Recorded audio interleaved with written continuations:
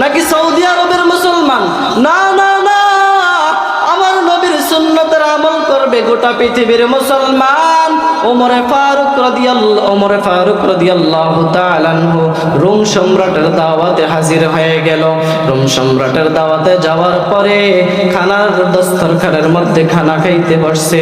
খানা পরে যায়, উঠাইয়া খায়, আবার পরে যায়, আবার উঠাইয়া খায়। লোকেরা কয় সমাজ রক্ষা হয় না, অভদ্রতা মনে হয়। ওমর চিল্লায়া বলে, আত্রুকু সুন্নাতা হাবিবি লিহা